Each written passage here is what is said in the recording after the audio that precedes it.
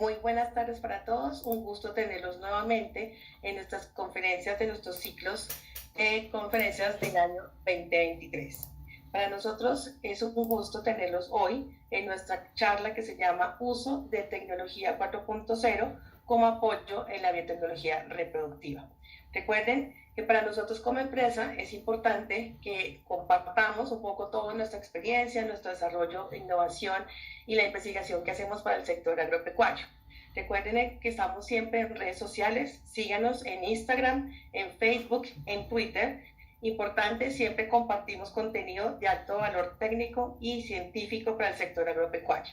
Nos interesa que ustedes se conecten con nosotros, conozcan nuestros nuevos avances y podamos tener y compartir en estos escenarios tan interesantes para todos. Siempre invitamos a todo el mundo y que todo el mundo pueda compartir con nosotros en estos procesos de desarrollo tecnológico. El día de hoy nos acompaña entonces el doctor Óscar Ospina, CEO de nuestra compañía SADEP Limitada, desarrollador del software Taurus Webs, médico veterinario, especialista en gerencia de tecnología y tiene un doctorado en producción animal. Además, les quiero presentar el equipo de los cuales conformamos SADEP Limitada. Hoy les tengo el gusto también de presentar a un nuevo componente de nuestro equipo que se llama George Silopera, nuestro distribuidor en la zona de Antioquia, eje cafetero y toda la zona de la zona Caribe. También está el doctor José Moreno, que ustedes ya lo conocen, la doctora Aura María Ospina, y esto es el equipo de SADEP que conformamos este proceso de acompañarlos a ustedes en el desarrollo tecnológico y en las charlas que nos interesa que compartamos con ustedes como empresa. Un gusto saludarlos. Bienvenido, doctor Oscar, y bueno, que todos conozcan nuestra tecnología. Gracias, Andrés, por saludarnos. Tenemos a mi gente por allá de Panamá. Aris, un gusto saludarte. Gracias, doctor. Entonces, demos inicio a nuestra conferencia del día de hoy. Muchas gracias. Muchas gracias, Nancy, como un gusto saludarte y un gusto también saludar a todas las personas que me están acompañando en esta tarde para compartir las experiencias, las ideas, los conceptos, los conocimientos alrededor de dos temáticas que son maravillosas, que son el tema de la biotecnología de la reproducción y la interacción con las tecnologías 4.0. Eh, digamos que de repente algunas veces uno pensaría que la tecnología de la reproducción iría por un lado y las 4.0 por otro, pero es precisamente lo contrario. La tecnología tiende a integrarse y a asociarse como vamos a ver en la presentación de hoy, que es lo que tenemos, digamos, comentar en esta tarde.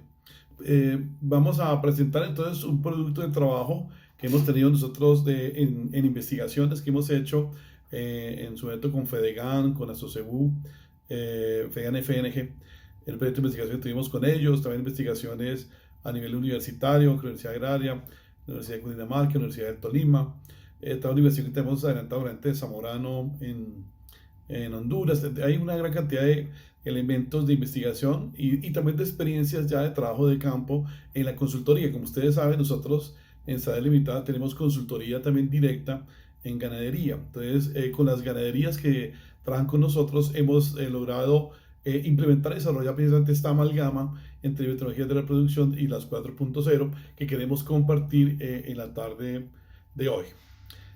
Entonces, sin más preámbulos, vamos a dar inicio a la presentación. La presentación la hemos llamado Tecnologías 4.0 y las biotecnologías de la reproducción. La idea en el día de hoy estamos tomando como punto de referencia el Taurus Webs y la ganadería bovina. Pero estos conceptos pueden ser extrapolables a otras especies como los ovinos, los caprinos, los bufalinos, entre otras. Bueno, cuando hablamos entonces de tecnologías 4.0, de de reproducción, digamos que en esta conferencia que estamos en este momento dictando es más focalizada, es más a grupos especializados en biotecnología. Voy a contarles un poquito a los colegas especializados en biotecnología qué es la 4.0 y cómo se va a integrar o cómo se puede integrar con nuestras biotecnologías de la reproducción. Cuando hablamos de que estamos en la cuarta revolución industrial que hemos presentado en otras conferencias, uno inmediatamente intuye que van a haber tres revoluciones industriales anteriores. La primera revolución industrial, en el siglo XVIII, XVII, XVIII, se dio a partir de la introducción de las máquinas por primera vez en el proceso de producción de la sociedad. En este caso, entonces, tenemos la aparición de las primeras máquinas que reemplazaban la fuerza humana, con máquinas que usaban fuerza hidráulica, para el caso de las tejedoras en Inglaterra, las máquinas para tejer, y o el vapor para máquinas como los trenes. De esa generación aparecen entonces las primeras máquinas como que, digamos, que aún siguen siendo cosecha de la ganadería hoy en día, que son los tractores. Tractores son de la primera revolución industrial. Para el mediados del siglo XIX hasta mediados del siglo XX, viene la segunda revolución industrial, que es cuando las máquinas que siguen reemplazando la fuerza muscular humana comienzan a utilizar energía eléctrica y gasolina como fuentes de energía para hacer su proceso. Si son máquinas más refinadas, más especializadas, digamos, más detalladas de acuerdo a los requerimientos. Entonces aparecen, por ejemplo, los equipos de ordeño. Entonces, los equipos de ordeño son un regalo que nos dejó la segunda revolución industrial a la ganadería. Igual las motobombas, los tanques fríos, toda esa tecnología es de la segunda revolución industrial. Después viene la tercera revolución industrial, que inició en los 70s, cuando aparecen las primeras máquinas que procesaban información. Ya no reemplazaban la fuerza muscular, sino reemplazaban la mente de las personas. Entonces tenemos las computadoras en los 70s, que no son mainframes, que son capaces de utilizar, digamos, equipos o máquinas para calcular en su época los datos para los países, los ejércitos y los bancos. En los 80s aparece la revolución, la propuesta de Bill Gates y Steve Jobs de hacer los PC, los personal computers y los software para estas microcomputadoras. Y aparecen entonces por primera vez los software y las computadoras en los 80s aplicables a la ganadería.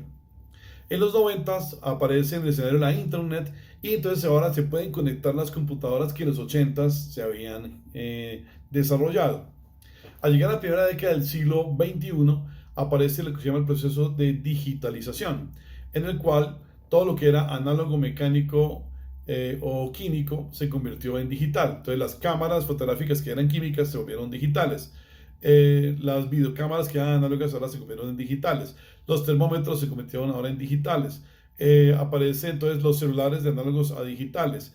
Aparecen entonces, digamos, los drones, los GPS y todos estos equipos que eran aplicaciones de herramientas que antes eran análogas, mecánicas o químicas y se volvieron digitales. Al llegar entonces el año 2014, hay un brinco que se da en estos conceptos cuando todo lo que se ha vuelto digital ahora se integra a través de la Internet y aparece el concepto de la data en la nube. La data en la nube. En la data en la nube entonces tenemos la interconexión de una cantidad de dispositivos digitales que permiten en tiempo real tener disponibilidad de la información para la toma de decisiones, para el control de procesos, las estadísticas más en masa, lo que llaman la Big Data, para tomar decisiones de escalas que antes era imposible tener.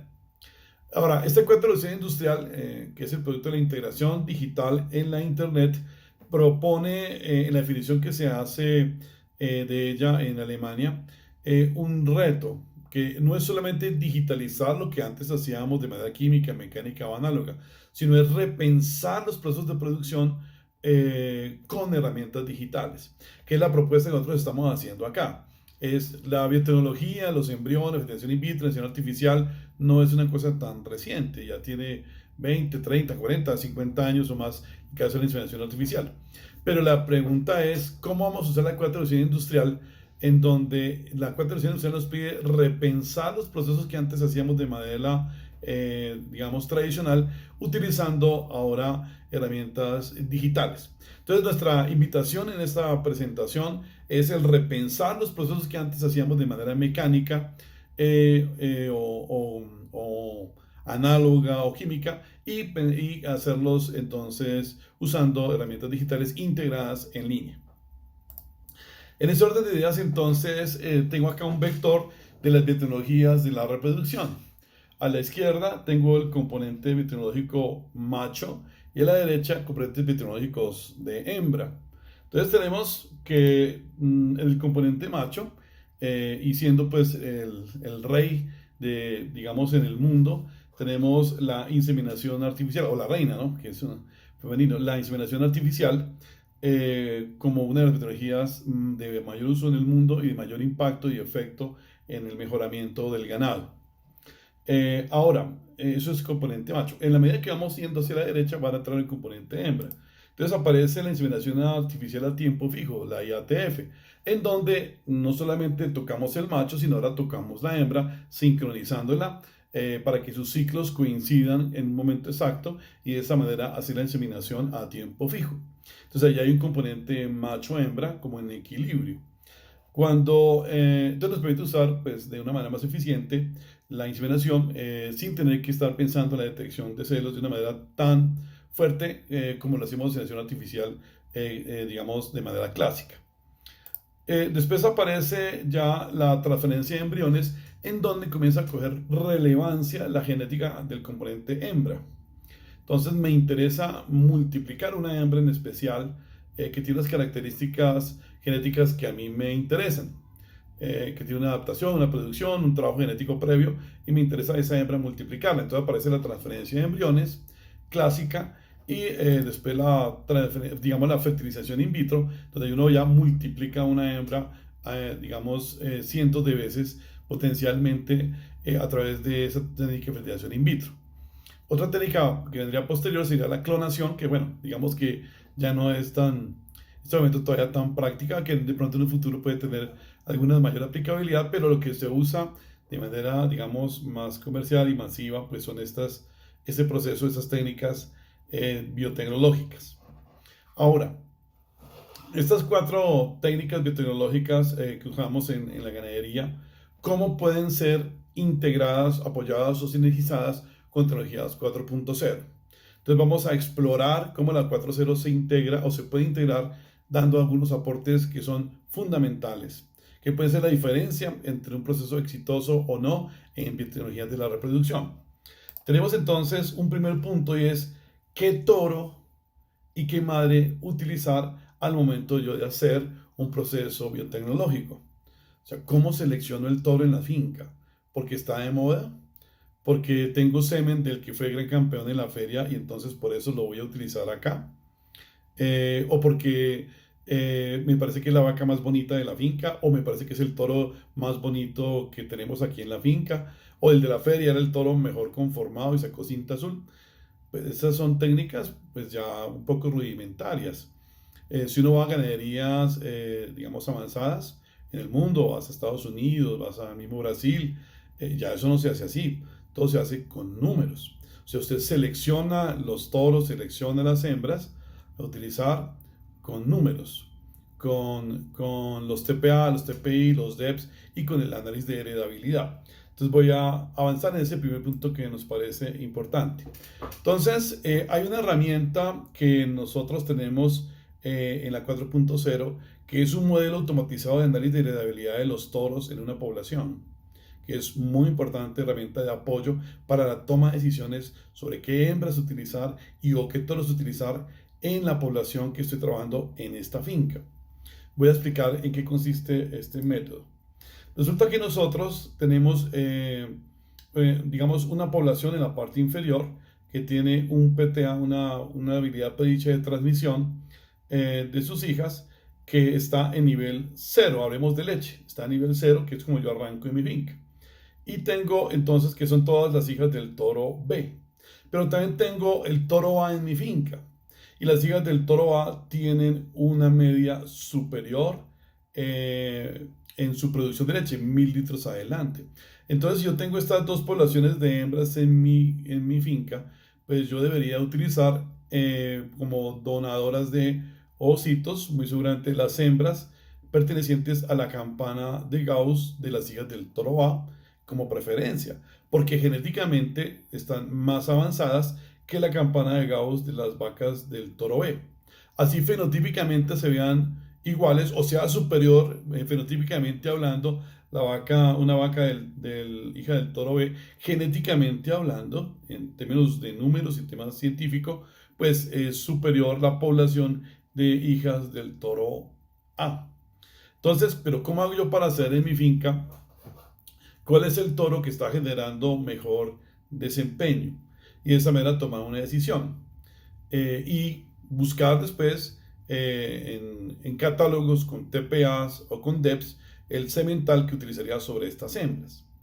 O la otra que también hacemos mucho es, yo tengo un catálogo de toros y yo utilizo los toros en mi población, pero una cosa es que el catálogo diga que el toro tiene un resultado A, B o C, y otra cosa es que lo muestre en la población de mi finca, por condiciones de genética, condiciones medioambientales, de manejo, etcétera.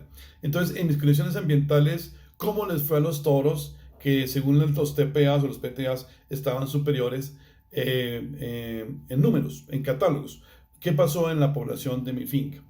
Entonces, para eso, nosotros utilizamos la ecuación de la genética como base, donde, si recordamos, la expresión fenotípica es igual al potencial genético más el efecto del potencial medioambiental. Esto quiere decir que yo tengo un conjunto de cromosomas o de genes que tengo en mi ganado, su ADN, que interacciona con el entorno, con el ambiente, con qué pasto, con qué sombrío, con qué temperatura, con qué proteína, con qué energía, con qué sal mineralizada, con qué alimento balanceado, con qué técnicas de manejo tengo yo en la finca, para que producto de la interacción entre ese ambiente y estos genes hay una expresión fenotípica.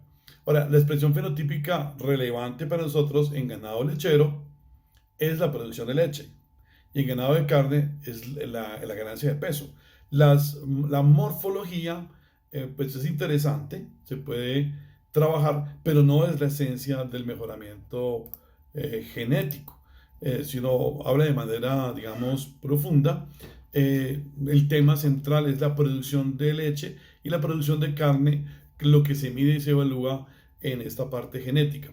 Entonces, cuando yo voy a analizar qué semental utilizar o qué vientres utilizar para hacer un trabajo con biotecnología de la reproducción, yo soy consciente que lo que estoy haciendo con la biotecnología de la reproducción no es preñar una vaca, no, estoy multiplicando los genes. Pero, ¿qué genes están multiplicando? ¿Por qué los están multiplicando? ¿Y para qué los están multiplicando? Son las preguntas de fondo. Preñar la vaca, pues la preña el toro del vecino. Si vas a usar tecnología para preñar vacas, pues poca toros. Le va a ir mejor. Pero si usted, digamos, interioriza qué es lo que quiere un ganadero, qué es lo que quiere un profesional con la biotecnología, es aumentar la proporción de genes de alto desempeño en la siguiente generación a través precisamente del uso de estas herramientas biotecnológicas, desde la fertilización artificial hasta la fertilización in vitro. ¿Cómo seleccionar entonces esta población? Entonces, para seleccionar la población hay que medir, hay que monitorear, hay que llevar los registros de la finca, de la parte reproductiva, de la parte de producción de leche, la producción de carne, el comportamiento poblacional, todas las genealogías, las razas, etcétera. Y con esta data, con esta información, hacer una verificación de lo que se llama la varianza. Entonces, aplicamos estadística a esta ecuación anterior y tenemos entonces acá BF, la varianza fenotípica o la variación en el fenotipo, que es la variación de la leche, o sea, que vacas que producen más leche o menos leche, una vaca que produce 10 mililitros de leche por lactancia a una que produce 4 mililitros de leche por lactancia, o sería varianza, es igual al efecto de la variación de la genética más el efecto de la variación medioambiental. Entonces, a mí, ¿qué me gustaría evaluar de cada toro? Me gustaría evaluar si yo estoy dando los toros, digamos, 5 toros en una finca. Yo ¿qué haría? ¿Qué me gustaría hacer? Me gustaría evaluar los descendientes de ese toro en mi finca, en términos de peso, en términos de producción de leche, y hacer una evaluación de cuál fue la heredabilidad que ese toro dio en sus hijos. Y de esa manera saber si funcionó o no funcionó. Porque el TPA me da una probabilidad, ¿sí? de que este toro mejore la ganancia de peso o mejore la producción de leche en mis descendientes, los descendientes de ese toro. Pero, ¿qué pasó? Cuando ya lo utilizaste, cuando ya la masificaste vía tecnología de la reproducción, ¿qué sucedió? Entonces, utilizamos digamos, esta ecuación que no es exactamente como es, pero es una explicación general donde nosotros tenemos que sacar qué proporción de la varianza del fenotipo fue debida a la varianza de los genes.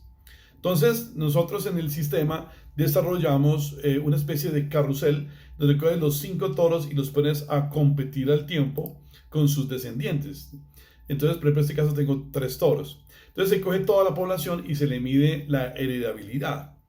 Y después se hace pruebas quitando y poniendo de nuevo cada toro y volviendo a correr toda la prueba de heredabilidad. Y podemos comparar en esta población, en estas condiciones medioambientales, cuál toro fue que tuvo mayor impacto de heredabilidad. Porque al hacer la prueba con el toro y sin el toro en toda la descendencia de la población que estamos analizando en un periodo determinado, si al sacar el toro baja la heredabilidad del carácter, digamos, leche o ganancia de peso, es porque el toro era positivo. Pero si al quitar el toro sube la heredabilidad, es porque el toro era negativo en heredabilidad frente a la descendencia en esta población. Ahora, en esencia, la heredabilidad o el H cuadrado lo que hace es hacer una evaluación de la varianza total que está en el denominador. Entonces, digamos que yo tengo un promedio de leche en 305 días o de peso al año. Yo tengo animales livianos que tienen, digamos, por debajo del promedio su producción de carne o su producción de leche y animales por encima del promedio. Esa diferencia de cada animal frente al promedio es lo que se llama variación. Esa variación se eleva al cuadrado para que los negativos y los positivos se puedan sumar y tenemos una varianza o una suma de cuadrados. Esa varianza total entonces se coloca en el denominador y en el numerador tenemos los toros con su descendencia. A cada toro entonces se le mide su promedio de leche o de peso de sus descendientes y a cada descendiente se le compara contra el promedio de cada toro. Entonces tenemos una varianza de cada toro. Después entonces lo que se hace es una prueba de ANOVA en donde se puede analizar qué parte de la variación total es explicada por la variación del toro y lo que no es explicado por la varianza del toro es lo que se llama una varianza ambiental. En el caso de nosotros, la varianza ambiental es, por ejemplo, darle concentrado a un animal o darle una mejor temporada de partos. Entonces, si le doy concentrado a un ternero de desteto y a otro no le doy, pues el desteto que está concentrado se va a ir con más peso que el que no le doy concentrado. Pero el análisis de varianza que estamos aquí analizando precisamente es capaz de identificar que este animal tuvo una mayor ganancia de peso, no porque sea producido por el toro padre de él, por los genes que teóricamente las DEPS transmite o la TPA transmite, sino porque es debido a varianza ambiental.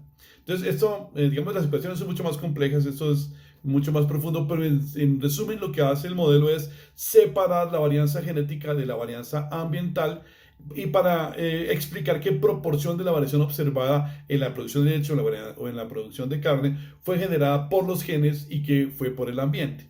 Teniendo eso, entonces, en el sistema se generan estas salidas, entonces hay un listado, por ejemplo, leche en 305 está todo el ganado, con sus datos, todos los descendientes de los toros con todos sus leches de 305 días y después se hace el análisis de heredabilidad y se hace el análisis del aporte genético. El análisis del aporte genético dice cuántos litros incrementó en 305 días. Entonces, por ejemplo, acá vemos que 3 toros aumentaron la leche en 300 días frente a la media de la población, de los descendientes, y 3 toros bajaron la leche con respecto a la media de la población, o están por debajo de la media de la población. Entonces uno diría, uy, entonces estos 3 toros están muy buenos. Un momentico. Esas hijas de esos toros tienen leche por encima de la media. Pero la explicación es, ¿fue porque el toro empujó la leche o fue por el ambiente que empujó la leche? Entonces tenemos la tablita o la gráfica, en este caso de la derecha, donde viene la heredabilidad, que ya expliqué cómo se calcula con análisis de varianza.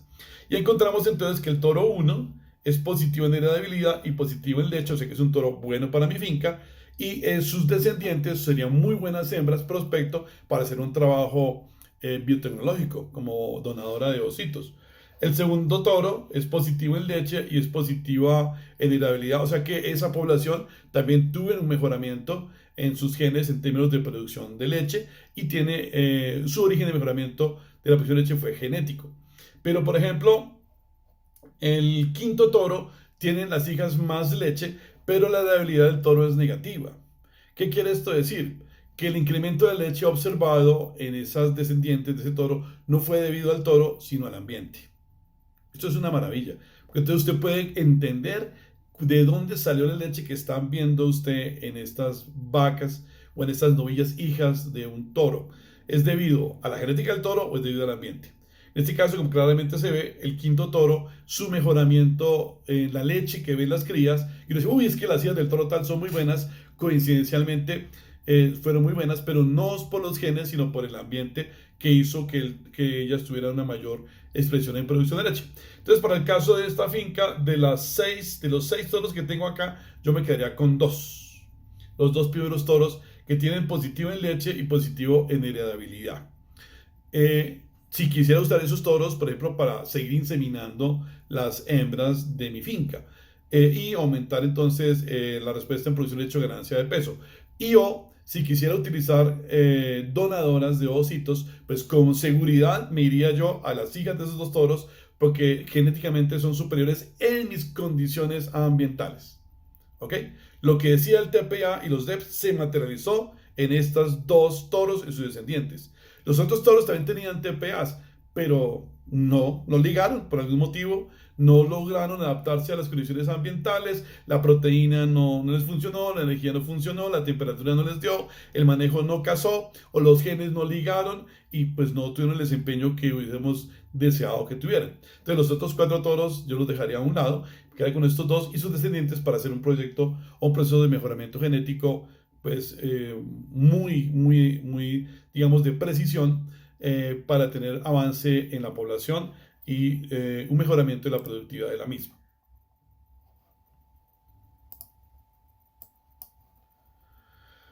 Bueno, entonces tenemos un primer apoyo de la biotecnología de reproducción por las 4.0 en un tema trascendental, como seleccionar qué toro utilizar y qué hembras utilizar, qué vientres utilizar como donadoras.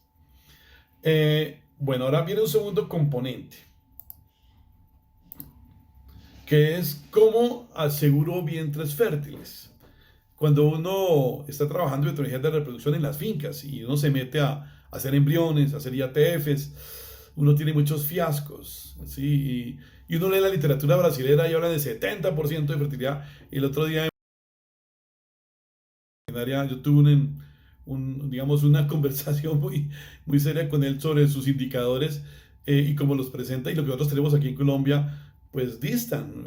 ¿Por qué? Pues son climas distintos, condiciones distintas y nosotros no podemos inducir que va a tener 70% de preñez con la IATF porque pues estamos en unas condiciones donde no tenemos esos desempeños. Entonces, pero ¿por qué no tenemos desempeños buenos? ¿Qué es lo que está pasando? Entonces, ¿cómo hago para asegurar hembras fértiles? ¿Cómo hago para que si hago una IATF o una inseminación artificial yo pueda tener vientres que sean fértiles y la veterinaria de la reproducción pueda cumplir con su misión? Ahora, hay que entender que la veterinaria de la reproducción es un factor no más. Las reproducciones son muchos más factores que están alrededor. La reproducción es una cosa integral, compleja, donde la inseminación artificial o la IATF o la FIP, pues es un factor no más dentro de todo el conjunto de factores de la reproducción de una ganadería. Teniendo conciencia de eso, entonces, pues la idea es avanzar a un punto que hemos trabajado mucho nosotros, varios años de investigación, tengo artículos publicados sobre este tema, que es interacciones entre nutrición y reproducción. De puro trabajo de campo y de investigación de campo alrededor de este tema, también de investigación científica con esta propuesta. Nosotros hablamos entonces del famoso triángulo de interacciones entre reproducción y nutrición, que es un enfoque sistémico de la reproducción. Tenemos entonces que si yo quiero tener un éxito en mi inseminación artificial, en mi IATF, en mi transferencia in vitro, en mi transferencia de embriones, yo he de entender qué es lo que está pasando con la dinámica reproductiva del ganado en la finca, de una manera integral. Entonces, lo primero, como todos sabemos, la reproducción arranca en el cerebro. La reproducción no arranca en los ovarios ni en los ovocitos, la reproducción arranca en el cerebro. Yo estoy manipulando el ovario y el ovocito, es una cosa que es un accidente en la evolución de la naturaleza. Pero la reproducción arranca es en el cerebro de nuestra vaca o de nuestro toro. Y el cerebro, en su naturaleza, es un órgano eminentemente eléctrico. Por ser eléctrico, entonces él necesita una diferencia de potencial para que haya unas cargas positivas y negativas y él pueda pulsar de manera correcta. Nosotros, por ejemplo, sabemos que las neuronas de los núcleos paraventriculares allá en el hipotálamo necesitan pulsar 24 veces al día para que se libere la GNRH y se active la reproducción. Si pulsan nomás 15 veces porque se acabó la diferencia de potencial, pues la vaca queda con los ovarios lisos, que no hay liberación de FSH y pues no hay producción de ondas foliculares. Entonces es muy importante para el cerebro la brecha aniónica, diferencias de cationes y aniones, que está relacionada directamente con los minerales. ¿Qué sal mineralizada le estamos suministrando al animal? A nuestra vaca es fundamental. Pero no es darle sal, no. ¿Qué brecha aniónica le estás dando? Y si es una vaca, ¿cómo está la brecha aniónica en preparto y cómo está la brecha aniónica posparto para que esto funcione de manera correcta? ¿Qué calidad de minerales, cantidad de minerales, qué composición, qué calcio, fósforo, magnesio le estoy dando a la vaca? Pero ojo, no solamente qué sal le estoy dando, sino la pradera que el animal está consumiendo, qué oferta de minerales está haciendo para ir hilando más fino. Y de acuerdo a esta oferta de minerales que está haciendo la pradera, qué sal mineralizada es la que le conviene a mi vaca. Porque una cosa es un braquiaria, otra cosa es una estrella africana, otra cosa es un quicuyo rey gras, en términos de oferta de minerales. Pero además, una cosa es un quicuyo fertilizado y sin fertilizar. Además, una cosa es un braquiaria en verano, otro es en invierno y otro en transición. La oferta de minerales cambia de manera dinámica en la planta, en las hojas de la planta, y su oferta para que la vaca la consuma y de esa manera pueda activar su sistema reproductivo. Entonces yo tengo que entender claramente la dinámica de oferta de minerales y ver qué sal mineralizada es la que le casa a mi vaca en preparto y posparto para que el cerebro pueda funcionar, hacer sus 24 pulsos al día y liberar la GNRH que va a la hipófisis. Si ya tengo el sistema arrancado desde el cerebro, o sea, el tema de minerales lo tengo resuelto, lo siguiente que sigue es la hipófisis. Ahora, la hipófisis cuando llega la señal de la GNRH hipotalámica, entonces ella inicia la producción, almacenamiento y liberación de las gonadotropinas. Entonces aquí aparece la LH y la FSH. Pero estas hormonas son glicoproteínas. Y entre su estructura molecular, que son alrededor de unos 200 aminoácidos, una gran proporción de esos aminoácidos son lisina y metionina, que son aminoácidos muy escasos en los vegetales y en la nutrición en general del ganado. Entonces, cuando la vaca está, por ejemplo, parida, arranca a producir leche, la caseína de la leche se va a robar la lisina y la metionina disponibles, va a escasear la lisina y la metionina para la hipófisis y la vaca va a producir apenas FSH, pero no va a producir LH. Entonces uno palpa la vaca y encuentra ovarios con folículos 1 o 2, pero no encuentras un folículo 3 ni cuerpos lúteos.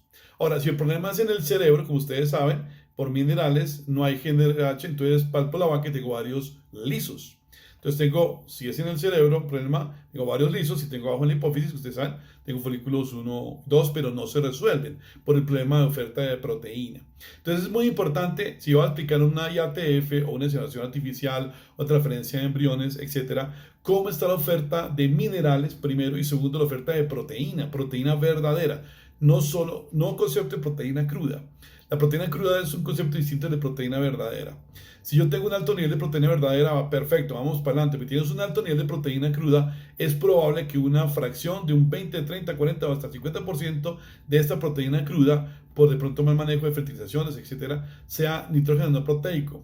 Ese nitrógeno no proteico termina convirtiéndose en un problema para la reproducción. Saben que ese se convierte en urea, el exceso, y ese BUN o ese MUN, esa urea va a bloquear los receptores de LH del cuerpo lúteo y va a alterar la producción de progesterona, lo que alteraría la reproducción. Entonces la proteína es fundamental, o cuando está abajo, cuando está arriba, y es importante entonces uno monitorear. Si yo quiero hacer un buen trabajo biotecnológico, yo tengo que mirar estas cosas, o uno mira estas cosas. ¿Cómo está la oferta de minerales en la pradera y cómo balanceó la sal? ¿Cómo está la oferta de proteína y cómo balanceó la oferta de proteína verdadera para que el animal pueda tener un correcto desempeño hipofisiario y genere la calidad y cantidad de FSH y LH necesarias? Si la hembra ya logró producir LH, FSH y llegamos al útero, a los ovarios para poder producir entonces sus hormonas, estrógeno y progesterona, necesitan de energía.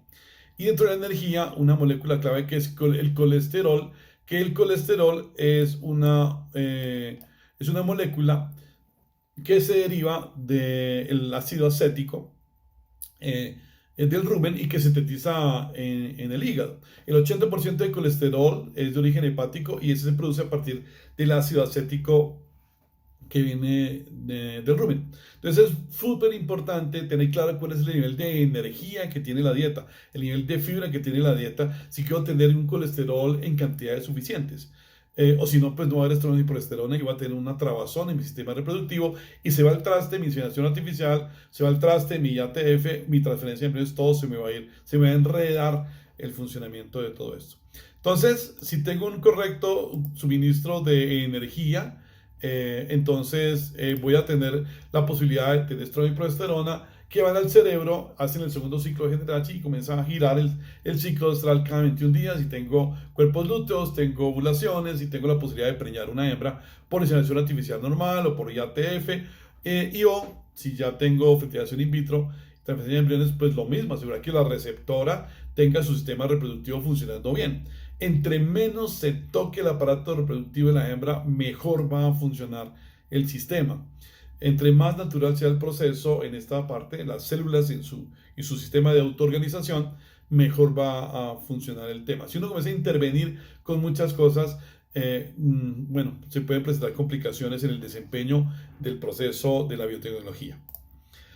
Esto entonces nos lleva a entender que la reproducción es el producto de la interacción de dos triángulos, en donde tenemos en la parte interna el cerebro, la hipófisis y los ovarios del útero, y la externa minerales, proteína y energía. Y podemos decir lo siguiente, que si yo quiero tener una buena reproducción en la finca, debo entender la reproducción como un triángulo en el que interactúan los siguientes elementos. El cerebro con los minerales. El cerebro necesita de proteína y energía, pero es mucho más sensible a los minerales. La hipófisis y la proteína. Igual, la hipófisis necesita proteína, energía y minerales, pero es más sensible a problemas de proteína. Y los ovarios, que también necesitan proteína, energía y minerales, pero que son más sensibles, dado su metabolismo, a problemas de energía. Entonces, este triángulo de reproducción permite entender las interacciones entre nutrición y reproducción y cómo hacer un proceso en la finca en donde tengo que mejorar los minerales, la proteína, la energía y la oferta de biomasa, porque necesito que haya suficiente cantidad de comida para que la hembra pueda tener nutrientes, energía, proteína, minerales y de esa manera tener un correcto desempeño reproductivo. Entendiendo o recordando estos elementos que uno ve en fisiología de la reproducción en fisiología animal o en sistemas de producción, ¿cómo podemos apoyar este triángulo de reproducción desde el punto de vista de la 4.0 para garantizar que la reproducción nos funcione y que la biotecnología de la reproducción sea exitosa? Entonces, ahí viene el tema del uso de drones y algoritmos, el algoritmo 2ARGB como apoyo tecnológico. Entonces, ¿qué es lo que hacemos nosotros? Nosotros, al ir a montar un proceso biotecnológico, lo primero que hacemos es ir con los drones y monitorear la finca. ¿Qué está pasando con la oferta mineral? ¿Qué está pasando con la oferta de proteína? ¿Qué está pasando con la oferta de biomasa? ¿Y qué está pasando con la fertilización? Y toda la dinámica de la producción de biomasa y pasturas en la finca. Y de esa manera, eso forma parte del protocolo de biotecnología de la reproducción. No es que yo llego a la finca y una vez voy y le coloco la IATF sin mirar todo lo anterior, pues obviamente la probabilidad de éxito es baja, 30% o a veces menos, 10% en la IATF y sale uno como mal médico veterinario de las fincas. Pero claro, si yo comienzo a mirar el sistema de una manera integral, voy a comenzar a entender. Entonces, ¿qué es lo primero que yo tengo que hacer para garantizar la reproducción efectiva en mi ganadería? Entonces, lo primero es la interacción entre el cerebro y los minerales. ¿Cómo la verificamos? Con un foliar mineral digital. ¿Cómo funciona esta herramienta? Entonces, tú vas con un dron y con el software, tomas una imagen de los potreros, el sistema analiza la tasa fotosintética de las plantas y a partir del análisis con un algoritmo determina el nivel de macro y microminerales que tenemos en las pasturas de la finca. Entonces yo puedo mirar cómo es el comportamiento del potasio, cómo está el calcio, cómo está el fósforo, cómo está el manganeso, que es tan importante para la reproducción, cómo está el zinc, que es tan importante para la reproducción en las praderas, donde están pastoreando las hembras a las que le voy a aplicar la biotecnología en la reproducción. Y si yo analizo entonces esto, yo puedo hacer el balance contra el requerimiento mineral del ganado y encuentro que hay una deficiencia de unos minerales, de calcio, de fósforo, magnesio, etc. Y yo puedo entonces comenzar a analizar si la sal mineralizada que está utilizando en este momento es la correcta. Y si no es la correcta, pues estás a tiempo precisamente para colocar la sal mineralizada que encaja con la pastura. Porque es que cada pastura necesita, digamos, una sal mineralizada que la compense en el momento en que ella está. Una misma pastura más joven o más hecha, como decimos en campo, tiene distinta composición mineral. Entonces, un braquiaria de 18 días tiene un mineral distinto que un braquiaria de 30 días y distinto a un braquiaria de 40 días. Entonces, yo no puedo darle la misma sal a todo el ganado si tengo distintos días de rotación, o si tengo un braquiaria contra un estrella africano, o si fertilizo y no fertilizo. Entonces, y ahí arranca el problema de que no funciona la inseminación artificial, que las hembras no entran en celo, que el celo es muy débil, que uno hace una IATF, pero las hembras no están respondiendo bien. Claro, porque es que el hipotálamo no está funcionando bien y todas las células del endometrio y del ovario y de la hipófisis, pues no están sincronizadas con las correctas hormonas en el ciclo en que deberían ir todas, digamos, en sincronía. Eh, Esto entonces nos lleva a una primera herramienta súper poderosa. Entonces, analizar los minerales y evaluar qué sal estamos utilizando, qué leche que estoy utilizando y a tiempo comenzar a trabajar esto. Ahora, esto se debería hacer por lo menos un mes antes de hacer el proceso biotecnológico. Un mes antes vas, vuelas, analizas, caray, aquí tengo que usar esta otra sal, por favor, cámbiame la sal de esta sal A a esta sal B, y usted cuadra la dosis, porque es que además la finca dice, no, es que aquí vamos a dar la voluntad. ¿Cuánto es la voluntad? ¿50 gramos? ¿40 gramos al día?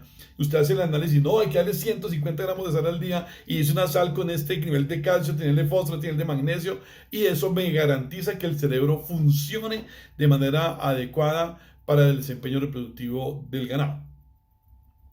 Y ahí ya me gané un primer punto enorme, porque si el cerebro está funcionando, de ahí para adelante la reproducción va a funcionar. Segundo punto, la hipófisis, sobre todo para cuando estoy trabajando con inseminación artificial. Bueno, y ATF también. Bueno, en todos. Yo necesito que la hipófisis esté funcionando al final, que es la que me va a mantener la gestación y la que va a hacer que todo funcione. Entonces, yo necesito garantizar que el nivel de proteína que está suministrando el animal sea el correcto.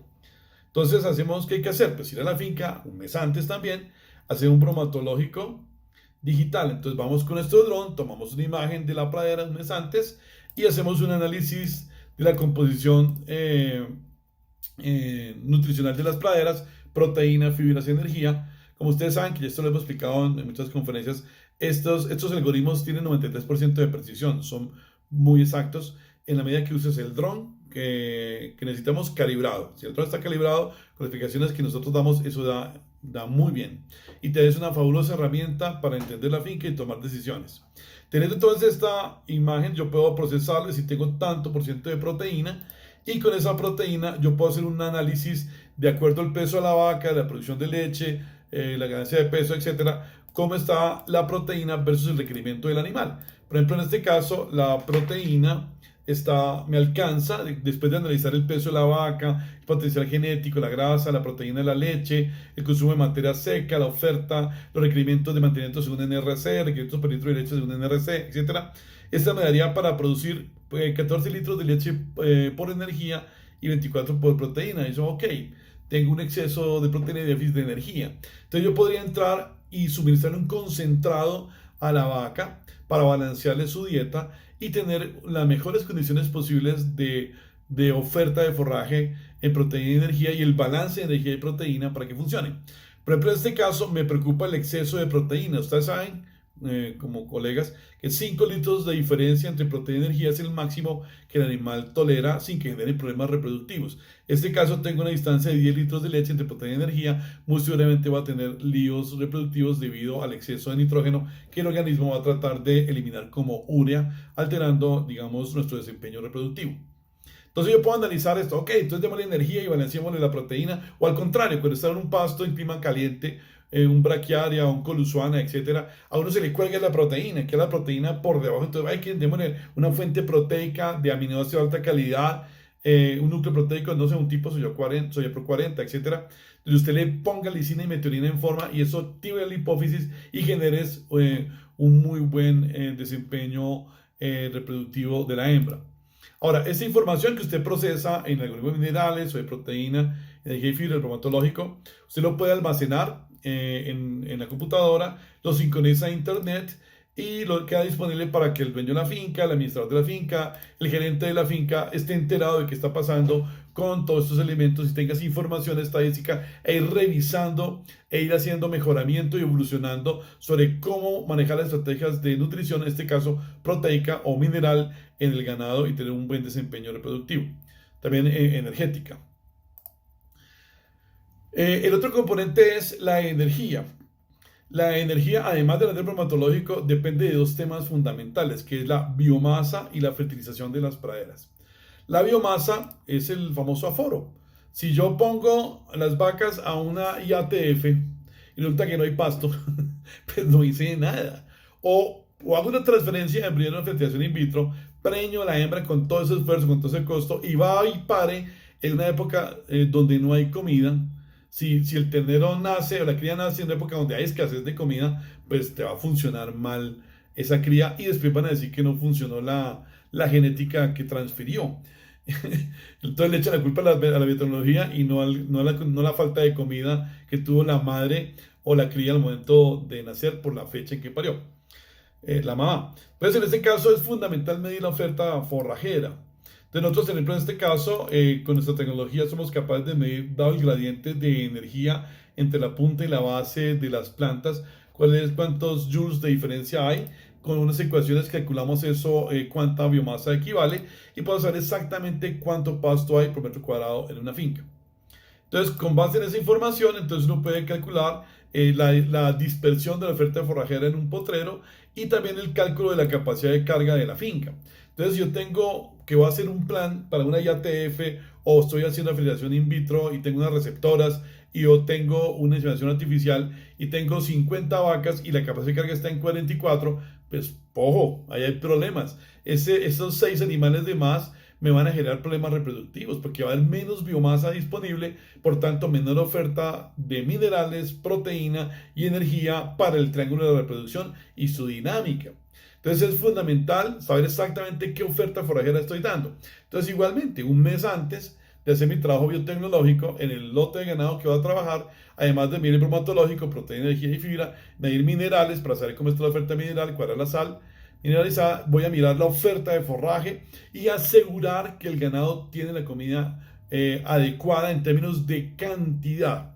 Ya hablamos de calidad en minerales y calidad en términos de proteína, energía y fibra, pero aquí también ahora es la cantidad de comida y si estamos a tiempo para ajustar, comprar enolaje o silo o heno y ajustar entonces la dieta para que el triángulo de reproducción funcione de manera correcta. Ahora, otro punto clave es la fertilización. En las fincas, digamos que se está avanzando con esta tecnología, se entiende que la fertilización es fundamental para el correcto desempeño reproductivo. Hay una correlación directa entre el nivel de densidad energética que tiene el pasto y el desempeño reproductivo y productivo del ganado. Entre mayor energía tenga la base forrajera, mejor desempeño reproductivo van a tener las vacas. Entonces, pilas con este tema que es un dato que quiero plantearles a ustedes que trabajan con esta parte reproductiva y es, hay que medir la densidad energética de la pradera y ajustarla, trabajarla. Entonces hay que hablar con el ganadero y decir, mire, si vamos a hacer un trabajo biotecnológico, sepáreme este pedazo de la finca, este potrerito de acá y fertilicémoslo. Usted no fertilice las 500 hectáreas de la finca, no lo haga, pero estas 5 hectáreas donde va a meter las receptoras, fertilicémoslas. Metámosle como Dios manda la fertilización para que de esa manera tengamos una oferta correcta de proteína y energía para las receptoras, por ejemplo, y o para el toro que estoy utilizando, si estoy usando para colectar semen, y o para las donadoras o las hembras que estoy planteando para la reproducción. Entonces tenemos acá una última tecnología que hemos desarrollado en este último año. Estamos muy contentos, que fue a partir de un software que se llama AgriWebs, que es el algoritmo para la fertilización digital. Entonces con la misma tecnología que explicamos, vamos al potrero, medimos con el algoritmo la composición mineral de macro y microminerales y con base en esto el algoritmo calcula la fertilización que necesita la pastura de manera exacta con base en la fotosíntesis que la planta está teniendo. Entonces, si yo tengo una pastura en donde arranco el ejercicio y tengo que hay un déficit de nitrógeno, potasio, potasio, fósforo, hierro, zinc y azufre en la pastura, no en la sal ya lo vimos hace un momento, estamos hablando de la nutrición de las plantas que le va a dar al ganado.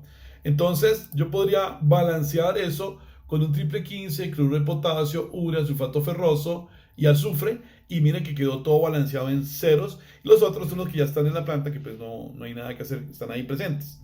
Con este balanceo entonces voy a asegurar la calidad de la oferta forrajera en términos de proteína, en términos de energía, en términos de aforo, de biomasa, lo que se vuelve un aliado súper poderoso para tener un proyecto reproductivo, un programa de biotecnología reproductiva exitoso. Aquí es donde toca entrar con el ganadero y plantearle que es que la biotecnología de reproducción no es ir a meter una pajilla de semen o un embrión en una vaca. No, la reproducción es el producto de la adaptación de un animal a un entorno. Y si el animal no está bien adaptado, no hay reproducción. Entonces, ¿qué hacemos nosotros? Pues vamos a darle confort a la vaca, vamos a darle la pastura correcta. ¿Cómo? Pues fertilizándolo como debe ser, para que tenga la proteína, la energía y la fibra. Vamos a analizar el balanceo del concentrado, si hay que darle proteína o energía en el concentrado, o si falta materia seca, entonces vamos a darle silo-enolaje, y si le falta minerales, pues vamos a los minerales que falta exactamente para que le demos el confort a esta vaca y como consecuencia de esto se dé una buena reproducción. ¿Sí? Ahí donde podemos hablar es 70% de preñez por IATF, los felicito, pero es que eso no es por la IATF, es por toda la integración de estos componentes en una visión integral de la biotecnología de la reproducción con la finca. Muy bien, entonces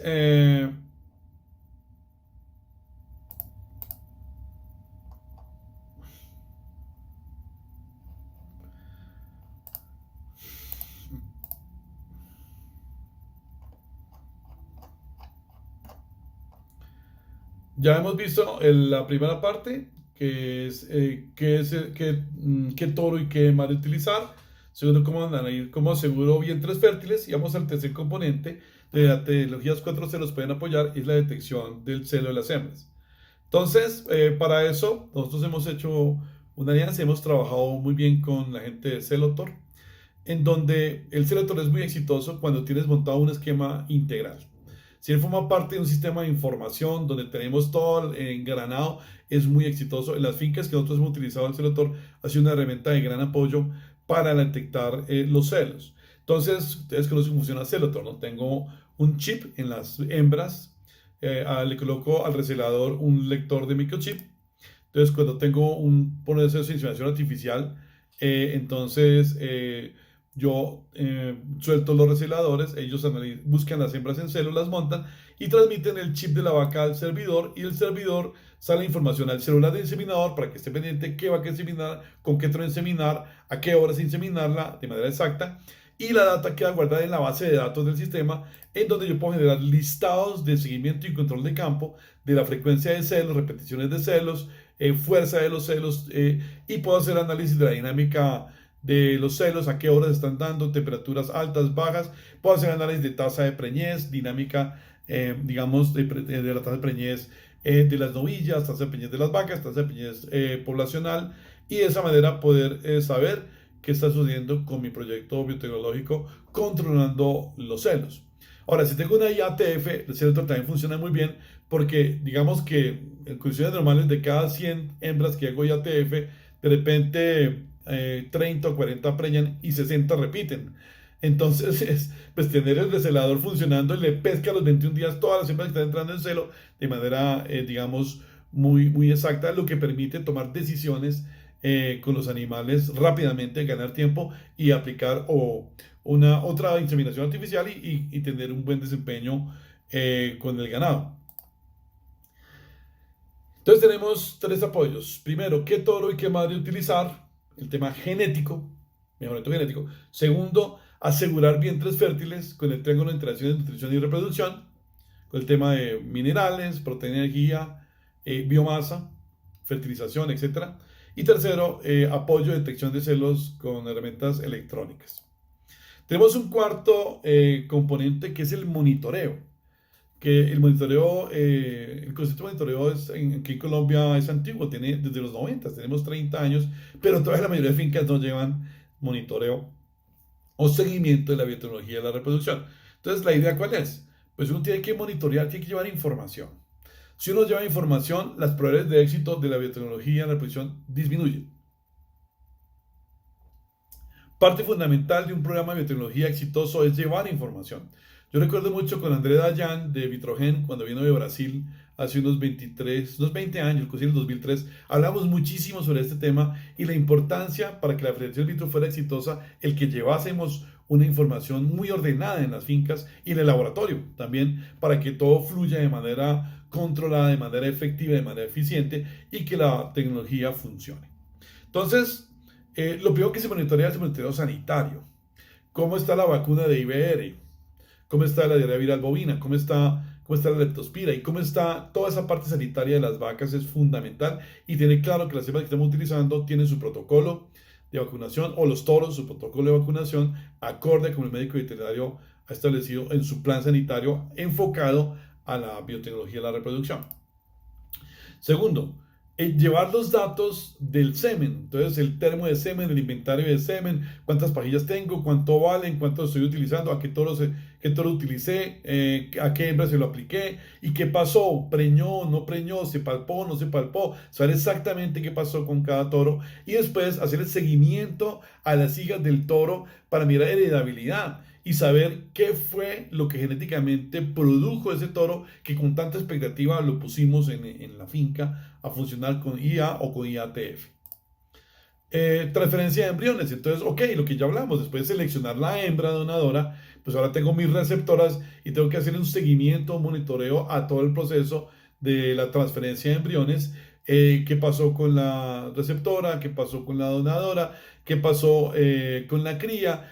Si tuvo mejor desempeño, no tuvo mejor desempeño la cría, si seleccioné bien la hembra o el ovocito o la donadora o me pifié. Bueno, todos esos temas con informaciones que uno puede hacer esas evaluaciones y tomar decisiones. Y por último, la FIB.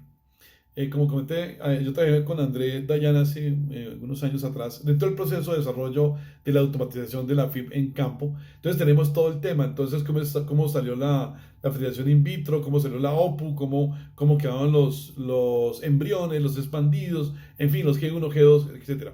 Entonces es monitorear detalladamente toda la información y después sacar las estadísticas, los indicadores de la reproducción para analizar el proceso tecnológico que estamos utilizando y su desempeño o su productividad. O sea, cuál fue los partos hembra año, cuál fue la tasa de aparición, cuál fue el intervalo de días abiertos, el intervalo entre partos, cómo estuvo los servicios por concepción, cómo estuvo la belleza del primer servicio, cómo estuvo la curva de concepción a días postparto, la curva de celos a días postparto, la curva de inseminaciones a días postparto. Toda esa información es fundamental para uno entender qué está pasando en esta finca con la biotecnología. Es un apoyo enorme.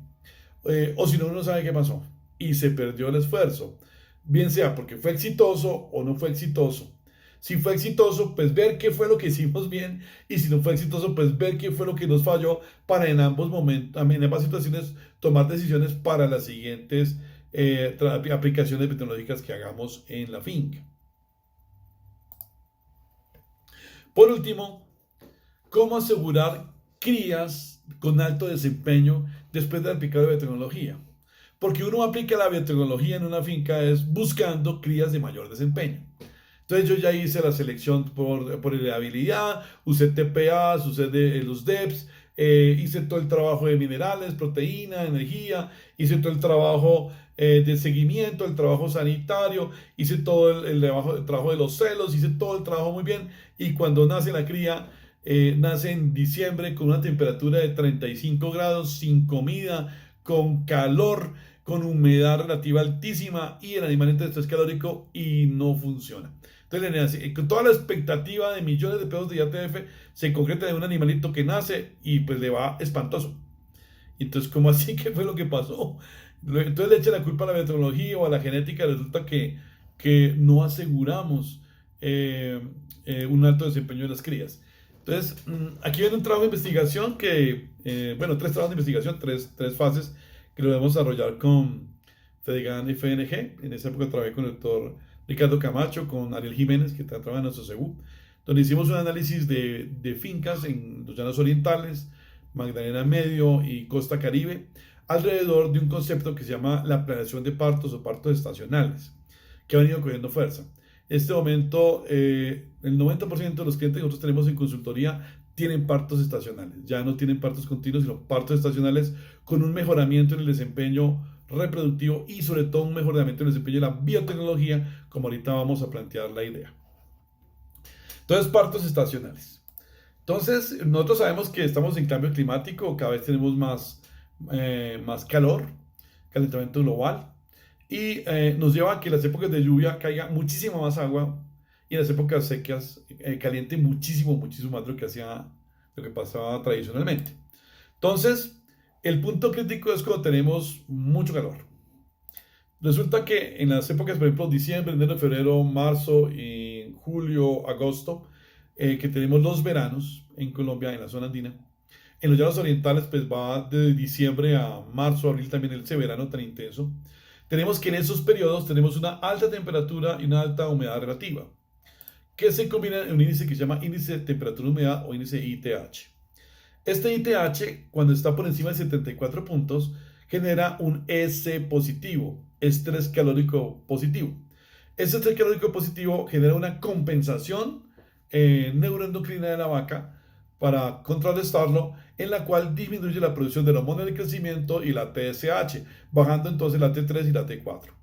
Al bajarse las hormonas, entonces hay una disminución de la producción de leche, la ganancia de peso de la cría, o sea, leche de la vaca, ganancia de peso de la cría, baja la fertilidad de la hembra y bajan los leucocitos, es decir, baja el sistema inmunológico.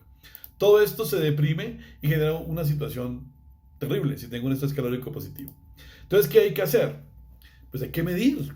Hay que poner un sensor en la finca para medir temperatura y humedad relativa todos los días, 24 horas al día, y tener la data de comportamiento de temperatura y humedad relativa, y a partir de esa data generar el índice de ITH.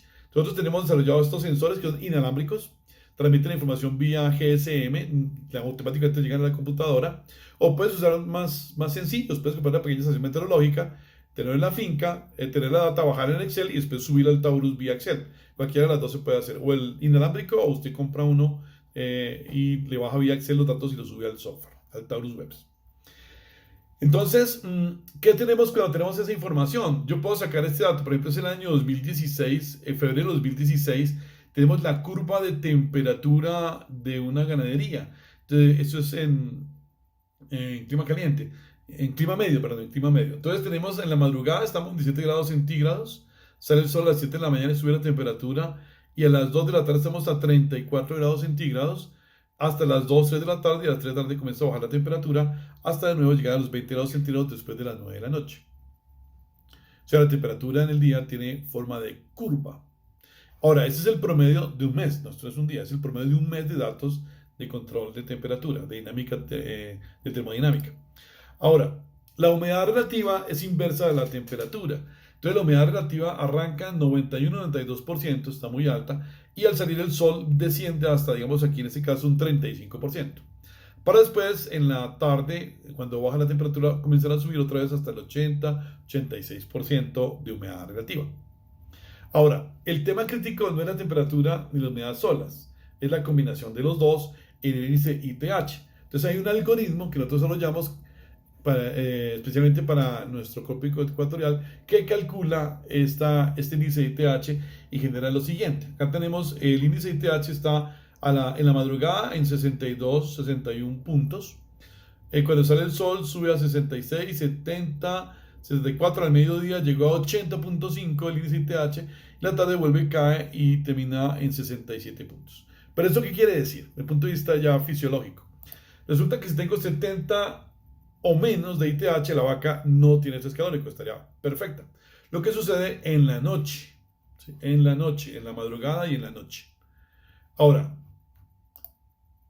si estoy de 70 a 74, tengo un estrés calórico moderado. O sea, tengo estrés calórico ya, entonces la vaca hace algunas compensaciones en la respiración, la vaca comienza a hiperventilar, comienzan a sombrear, a comer un poco menos para compensar. Siguiente franja, de 74 a 78, ya es un estrés calórico alto, la vaca ya está hiperventilando muy fuerte, dejando de comer mucho y ya comienza la cosa a resentirla. Pero por encima de 79 puntos, hay 80 puntos, hay estrés calórico no controlable, lo que genera una respuesta de defensa, de alerta, de urgencia del cerebro de la vaca, bajando la hormona de crecimiento y las hormonas tiroides, lo que hace frenar el metabolismo, lo que como consecuencia baja la fertilidad de la hembra, baja la producción de leche, baja la producción de carne. En el caso de la cría que nace con un estrés calórico así alto, lo que hace el animal es hacer vasoconstricción periférica central y vasodilatación periférica para enfriarse, lo que hace que quede sin leucocitos el sistema digestivo y el animal entre en diarrea. Entonces la diarrea de los animales pequeños no es parásitos ni virus ni nada de esas cosas, sino es estrés calórico como detonante. Que después los parásitos y los virus aprovechan es otra cosa. Pero el detonante, el generador de la diarrea y la pérdida de peso del ternerito es el estrés calórico que está teniendo. Asimismo, la alta temperatura hace que esa cría embrión de millones de pesos no gane peso, porque la alta temperatura deprime el hormona del crecimiento. Entonces el animal no le da hambre y lo que come pues no lo transforma en músculo y no crece. Para el caso de las hembras, la mamá va a disminuir la producción de leche. Entonces la leche que se va a tomar la cría se disminuye. Además, si estamos con alta temperatura y alta humedad en febrero, sin pasto, sin agua, pues no hay comida, no hay biomasa.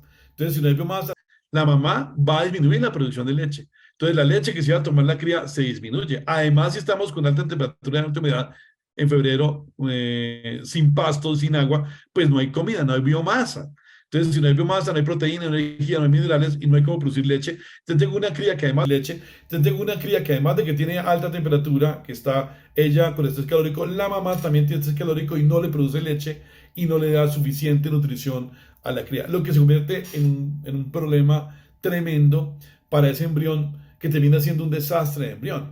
Todo el esfuerzo para sincronizar toda la parte de costos, las hormonas, la genética, el trabajo de campo, preñarla, la palpación, la expectativa, nace y nace en enero, diciembre, enero, febrero, con condiciones ambientales terribles y la cría no pinta bien.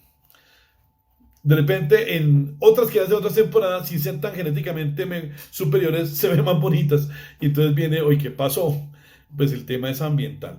Entonces, por ejemplo, en este caso de esta finca, acá tenemos partos continuos, que es lo que tradicionalmente tenemos en Colombia, en donde la lluvia está de rojo y los partos están en azul. Entonces, en Colombia tenemos eso, hay partos haya o no haya lluvia, e inclusive en zonas con más restricción de comida, los partos se represan en las fincas. ¿Por qué se represan en las fincas? Porque el ganado que viene veraneado, diciembre, enero, febrero, marzo, al llegar las lluvias de marzo y abril, hay rebrote, la vaca se alimenta del rebrote, entra en celo, inseminamos y preñan las vacas y paran en diciembre, en pleno verano, con un desastre absoluto, con esa cría que están haciendo allá, un desastre reproductivo en el futuro de esa vaca y un desastre en la producción de leche y la fertilidad.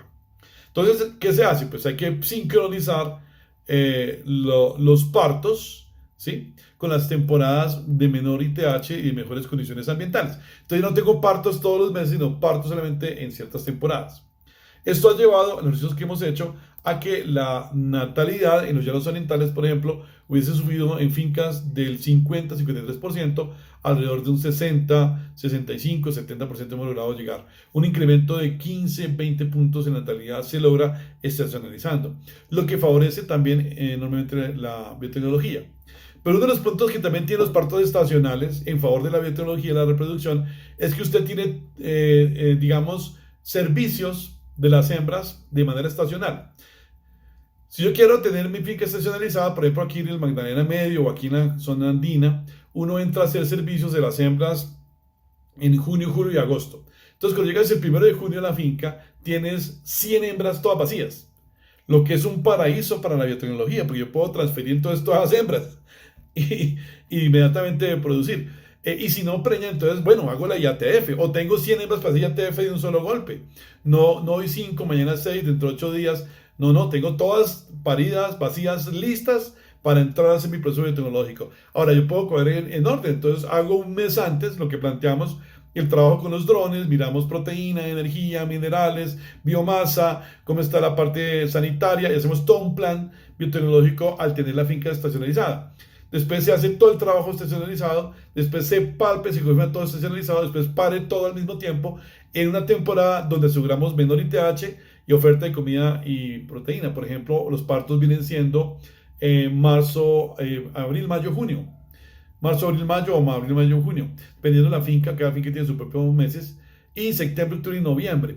Dependiendo de la finca y la zona, pueden ser esos meses. Lo que en esas temporadas vamos a tener un muy buen desempeño de esas madres, produciendo muy buena leche, entrando muy rápido en celo, y sistemas de inseminación artificial va a funcionar muy bien, o IATF también, y la cría que nace de embriones va a tener muy buenas condiciones climáticas, no va a tener estrés calórico, va a tener mejor desempeño en la cría, y la mamá de la cría generando mejor leche y mejor cuidado de su descendencia. Muy bien, entonces la idea nuestra es plantearles en el día de hoy una integración entre las tecnologías 4.0 y la tecnología de la reproducción, en un enfoque integral de la reproducción, en donde la reproducción es el centro, apoyado por dos tecnologías, las biotecnologías y la 4.0. El centro es la reproducción. Si yo quiero que esto funcione bien, tengo que pensar en la reproducción. Y cómo la reproducción se apoya de la biotecnología, se apoya de la 4.0 y tenemos al final un desempeño reproductivo, digamos, de alto nivel. Aquí voy a presentar, digamos, el caso de las fincas más avanzadas que nosotros hemos trabajado en Colombia sobre este tema, en el cual tenemos aquí la planeación de partos de una finca en el Magdalena Medio. Y donde tenemos todas las biotecnologías de reproducción en el eje vertical, y en el horizontal están las fechas en que se van a aplicar. Lo que está en amarillo es la línea vertical, que es el día cero. Digamos, el 1 de junio arranca el proceso ya de servir las hembras o de transferirlas. Y de 2 meses antes ya se hace todo lo anterior. Se hace evaluación de las praderas, de los minerales, proteína, biomasa, la parte sanitaria. Entonces tenemos acá que se cuadra la vacunación antiaftosa, la VIVER, el chequeo andrológico, las palpaciones. Se deja todo listo, todo organizado. Y el 1 de junio entra en el parto estacional, en este caso al servicio o la monta estacional, todas las hembras de una vez listas, 180 vacas, 61 días para 241 vientres en este caso. Entonces entramos con embriones, el primer golpe es embriones y IATF. Entonces uno dice, ok, tengo plata para hacer tantos embriones, y se lanza uno con los embriones y el resto van con IATF. Se tiene simultáneamente prendido el celotor leyendo los celos, y las hembras que por alguna condición no entraron en la IATF en embriones o están repitiendo, se cogen con celotor y se inseminan con inseminación artificial con toros, pues lo que corresponden.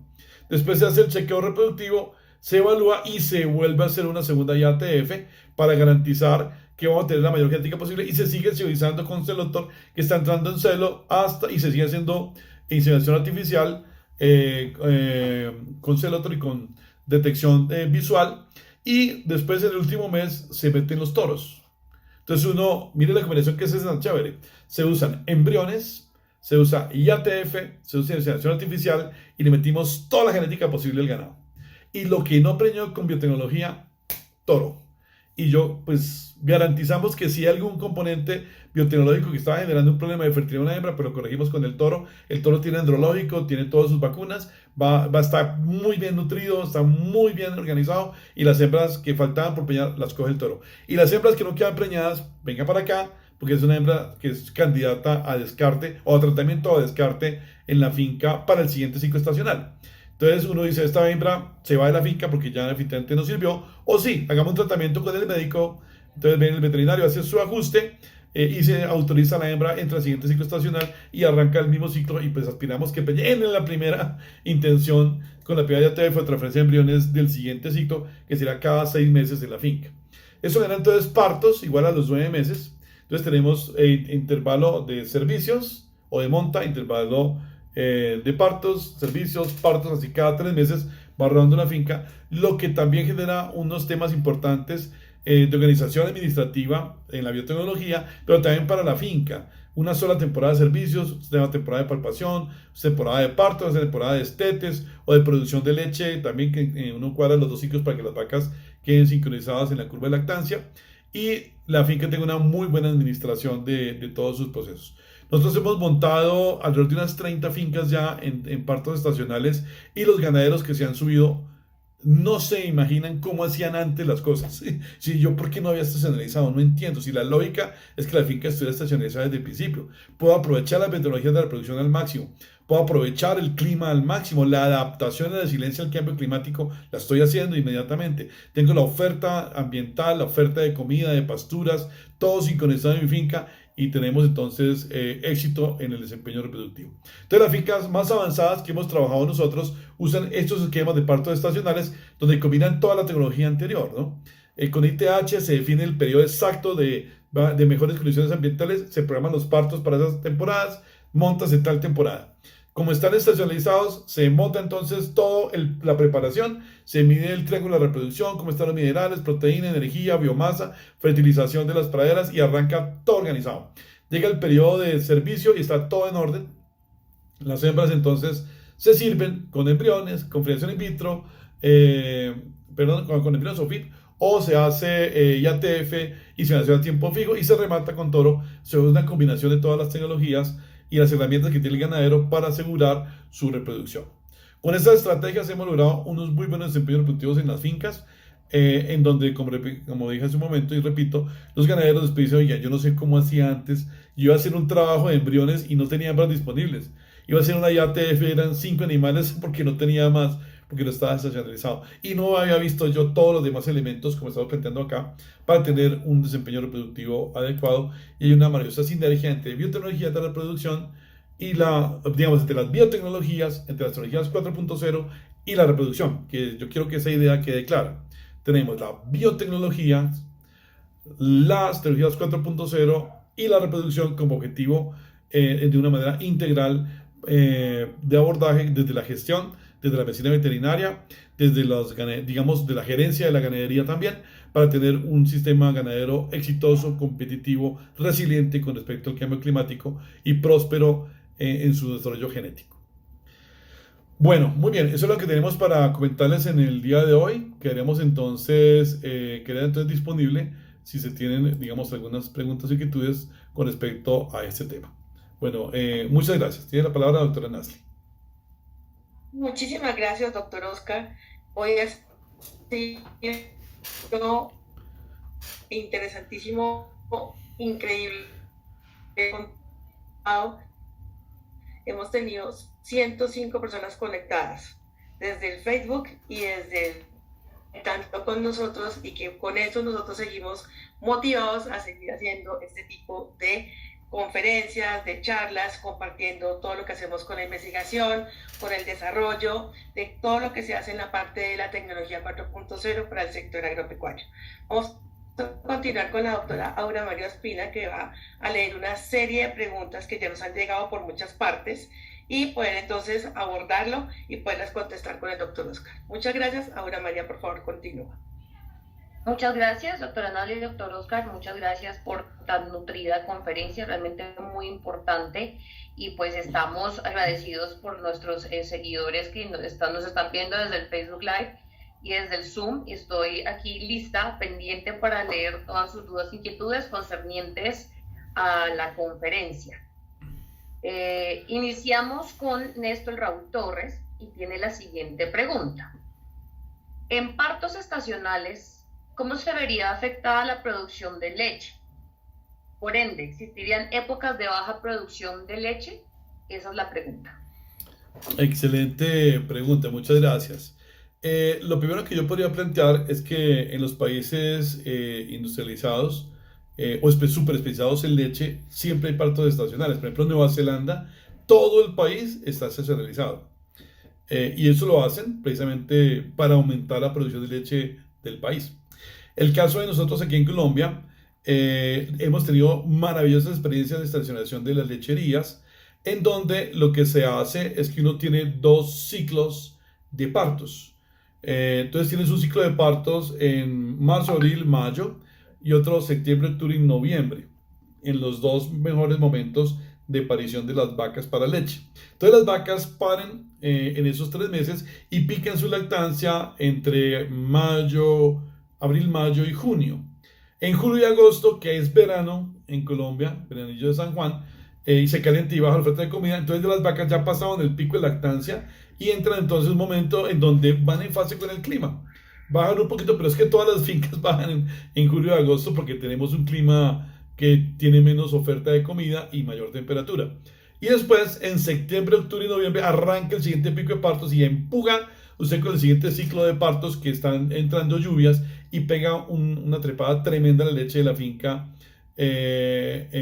picando a las vacas entonces en octubre, noviembre, diciembre.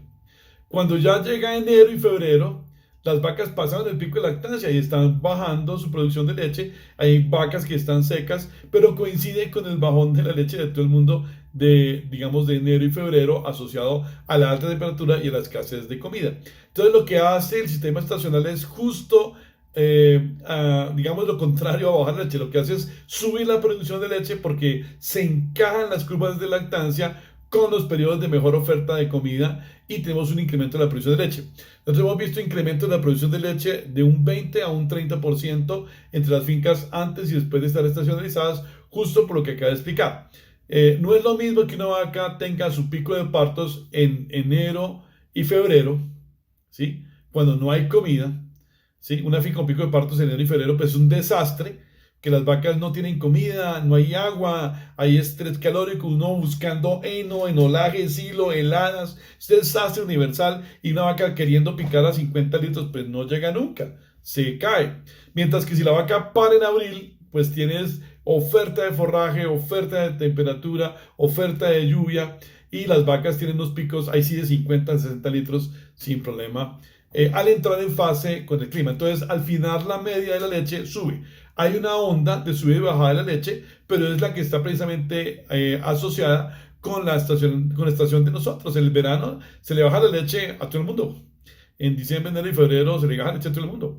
Y en julio y agosto también. Entonces, lo que pasa es que uno entra en fase y uno ya sabe que en ese momento están las vacas en la fase de bajada y no hay ningún problema.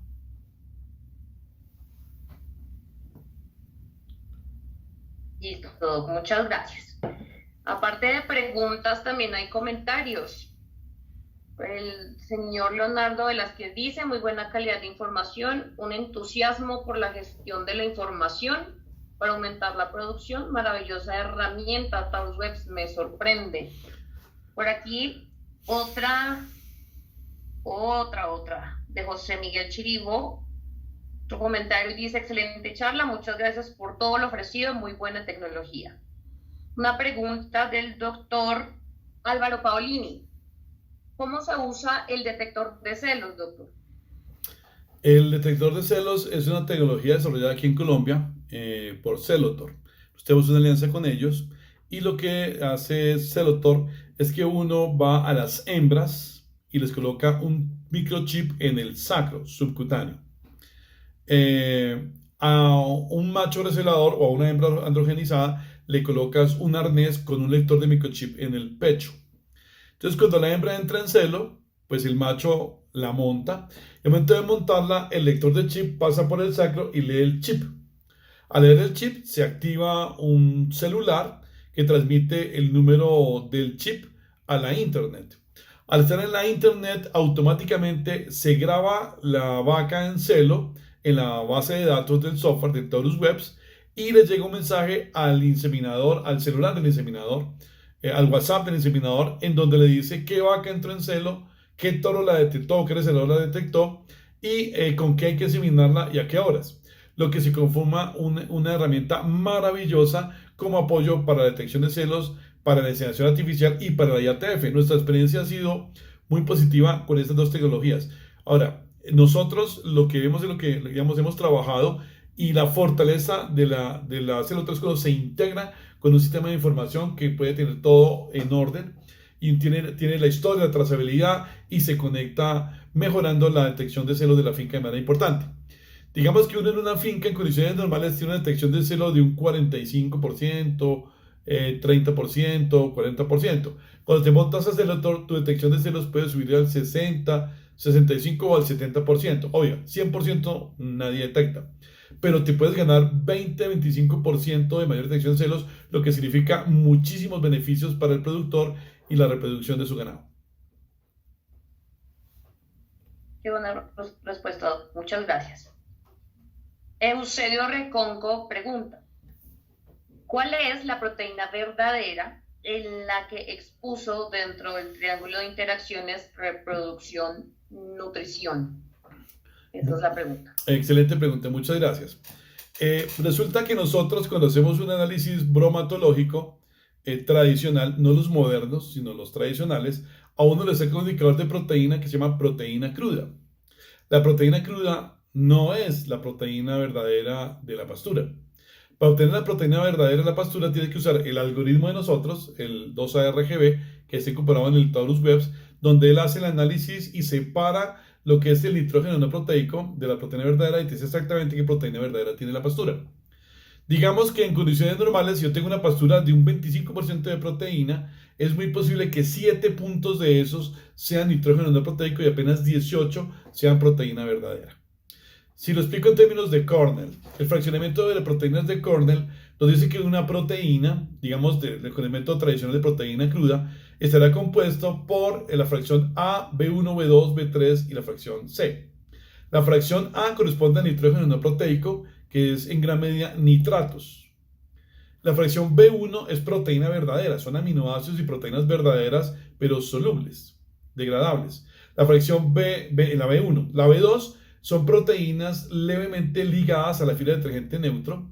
Y la B3 son proteínas verdaderas fuertemente ligadas a la fila detergente neutro, que es lo que llamaríamos la proteína sobrepasante. La fracción C corresponde a la proteína ligada a la fila detergente ácido, que no es digerible ya por el ganado. ¿Ok? Entonces, cuando hablamos de la proteína verdadera, estamos hablando de sumar la fracción B1, B2, B3 y la C, que bueno, también se tiene en cuenta que es una pequeña fracción, para poder determinar qué es la proteína que tengo para funcionar. Entonces, cuando yo quiero mejorar la reproducción del ganado, necesito es proteína verdadera, B1, B2 y B3. La A no. Si yo tengo un pasto con un alto nivel de fracción A de la proteína, al contrario, voy a tener problemas reproductivos en el ganado. ¿Listo? Listo, muchas gracias. Néstor Raúl Torres comenta, muchas gracias, excelente conferencia, me encantó el tema nuevo de fertilización digital. Anderson Sierra dice, excelente información, mil gracias por tan valioso conocimiento compartido. Diana Carolina Durán tiene la siguiente pregunta. La dinámica de minerales en las pasturas, ¿cada cuánto es recomendado realizar estos estudios de medición? Excelente pregunta, muchas gracias. Digamos que para el caso de una finca que tiene partos estacionales, obligado a hacerlo justo por lo menos un mes antes de cada estación de monta, y para poder garantizar que las hembras tienen una muy buena oferta de minerales y que que ese cerebro y que funcione y todo el ciclo reproductivo pues se dé como tiene que hacerse, con celos fuertes, claros, con una muy fuerte dinámica reproductiva.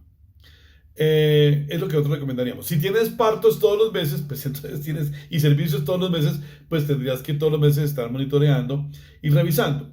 Que digamos que es como también correcto en la medida de que las pasturas van cambiando. Digamos que la pastura y su oferta de minerales en verano, o sea, diciembre, enero y febrero, es distinta su oferta de minerales a cuando estás en marzo, que estás en transición, y distinto a abril, mayo, junio, que estás en plena época de lluvias. Cambia la oferta de minerales. Entonces uno sí debería ir monitoreando cómo está comportando la oferta de minerales con el algoritmo e ir ajustando la sal de acuerdo al requerimiento del ganado. Eso te va a dar una ganadería de precisión y un éxito en sus sistemas reproductivos en lo que refiere a los minerales como detonador de la reproducción desde el cerebro. Perfecto, Doc. Y aquí ya fusionamos, yo ya creo que ya las dos últimas preguntas en un solo tema, ya que es concerniente lo mismo, es acerca de los algoritmos y bromatológico digital. Una es si se necesitan drones especiales, y hacer ese análisis es complejo, ¿sí? Y de la mano dice, los algoritmos para cálculo de proteínas con estas tecnologías han sido verificados con otros tipos de ensayos, como muestreos y análisis de laboratorio, y si es así, ¿qué valores de correlación estadística han obtenido? Sí, entonces tenemos, muy bien, muchas gracias por las preguntas.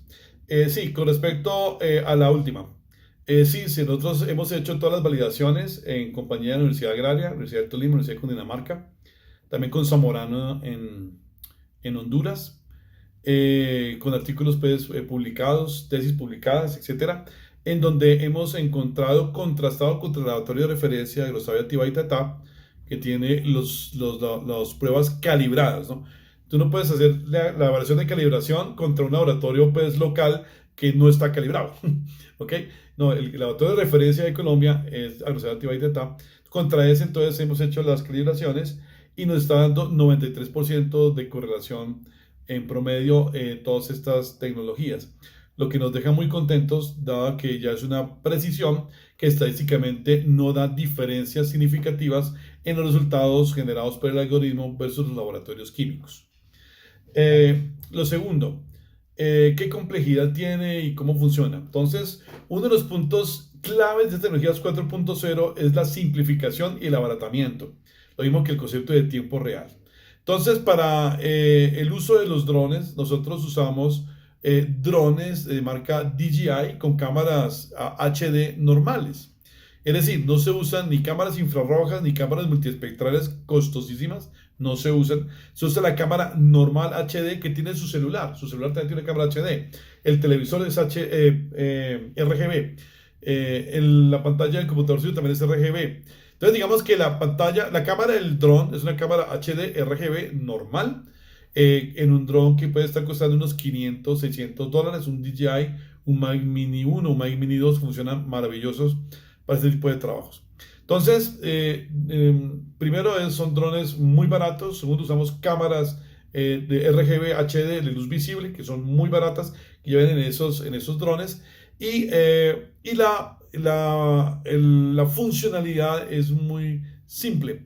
Usted en cuestión de media hora aprende a manejar el dron para tomar las imágenes y ya procesar en el computador pues otra media hora y ya sabes cómo se analiza las imágenes. Ya el resto es tener formación sobre cómo balancear una dieta, cómo balancear una sal y cómo interpretar los resultados. Pero lo que es la tecnología per se, como todo lo moderno, todo lo digital, es muy fácil de manejar, muy accesible en precio y fácilmente masificable. Con una ventaja tremenda que tiene la tecnología 4.0 hoy, esos algoritmos, es que todo sucede en tiempo real.